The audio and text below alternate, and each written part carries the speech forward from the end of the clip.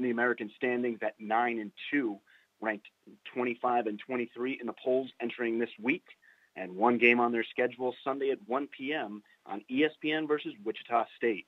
Coach Cronin, thanks for joining us.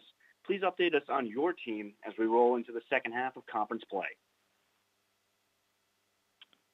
Well, we're looking forward to a couple of days off, to be honest with you. We had a tough games this past week where we played two teams that were a combined 25-1 at home. We were able to split, get one win. Lost a great game yesterday at Houston, and try to get healthy for the stretch run. I think that's a big thing. Obviously, other people in our league dealing with a lot of injuries. We've been fortunate, although we didn't have Elioso Semi this week. Tried to play him for a minute against Houston. He couldn't move. But get healthy, get rested, and continue to try to improve as a basketball team is what we focus on. Focus on developing the guys in our program, putting in the work, and holding each other to a high standard. And when we do that, and we look in the mirror, we try to be accountable in our program. And if you're accountable to each other, you have a chance to improve, and you have a chance to get wins. It's hard to get wins at this time of year. Everybody's battling. Great coaching in our league, and we're fortunate to be where we're at. We just got to make sure that we're ready for the final 7 games. Thank you very much, Coach. And then a reminder to our media members, *1 on your keypad to ask a question of Coach Cronin. And Coach, rolling in with your roster, who would you say has been your X factor through your 9th straight 20-win season? With Jaron Cumberland, that would be the easiest answer I've ever to any question I've ever been asked. And I think you already knew that. We love to give you a layup. Yeah, you gave me a layup. I appreciate it. It was, after a rough night traveling home and having morning stuff I've had to do. So I appreciate that. That was an easy layup. So he's a great player, and he's one of the smartest players I've ever coached. He's just a great understanding of basketball, and he's worked really, really hard at his shooting, and it's opened up a lot of other parts of his game. But he has maturity about his game. And as a follow-up for Jaron, who continues to seemingly improve every week, do you have a comparison for someone you've coached or someone that you've seen that reminds you of his game?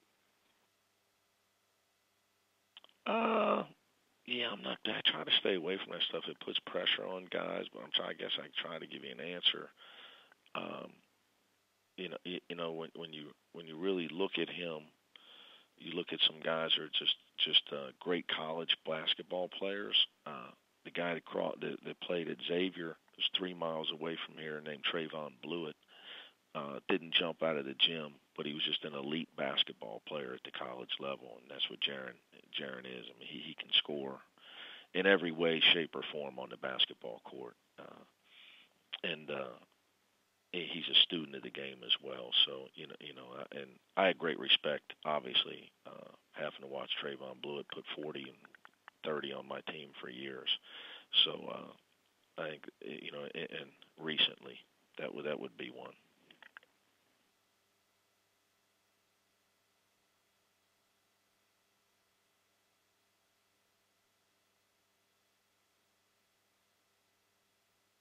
And again, a reminder to our media members, *1 to ask a question of Coach Cronin.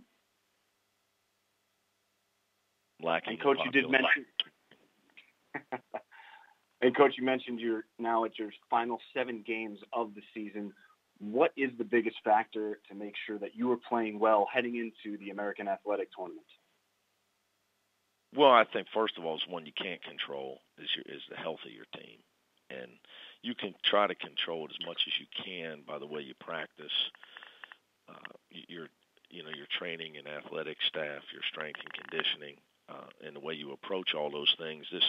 In this generation of basketball, I think it's extremely important to embrace all the technology and advances in treatment, recovery, training, all the methods that have been developed, and some of the NBA players and other players in other sports have used to lengthen their career, to be able to perform at a high level longer, to be able to stay healthy.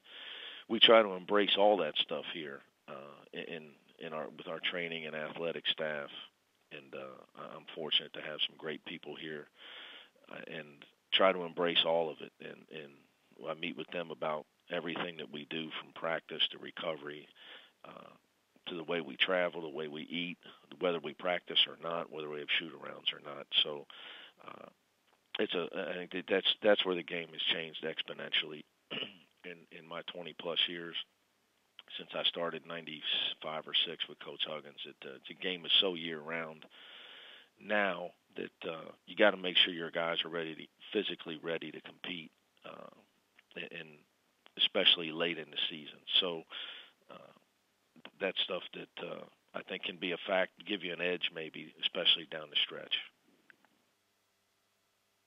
Thank you, Coach. And I believe we have time for one last question. We'll take our question from Mark Naducci with the Philadelphia Inquirer. Please go ahead.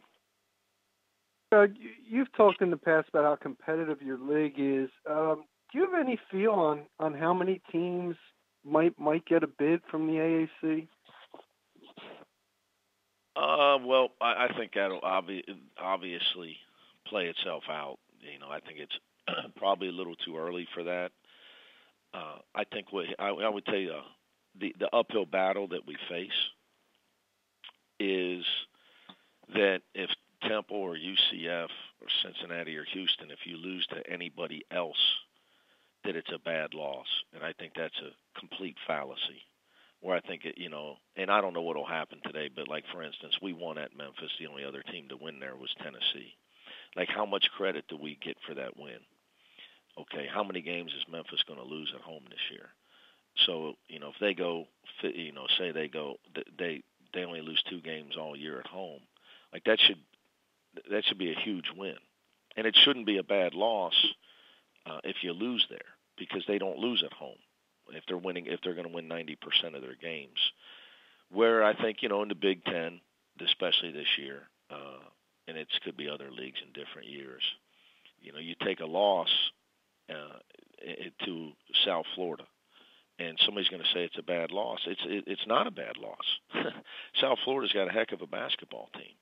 They got a heck of a basketball team, and that's just to use them for an example. So that's the battle our league faces right now.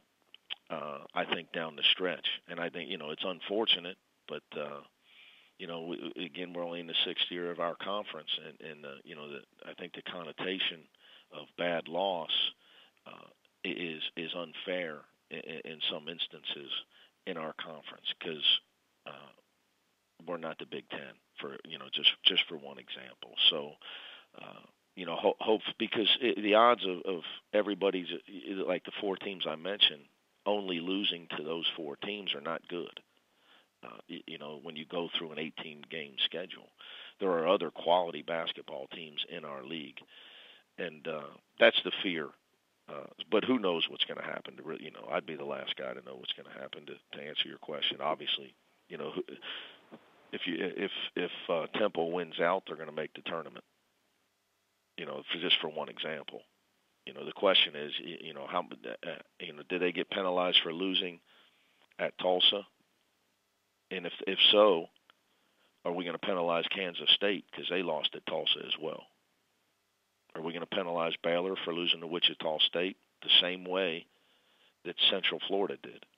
Okay, it's not easy to win at Wichita State. They have an elite coach and maybe the best home crowd in college basketball. So, are we going to get equitable eyes on our games and the non-league wins that some of our teams have had, that should show you how hard it is to play these games at some of these places, just like at Tulsa or at Wichita State, for example. So we'll see how it all plays out at the end of the day.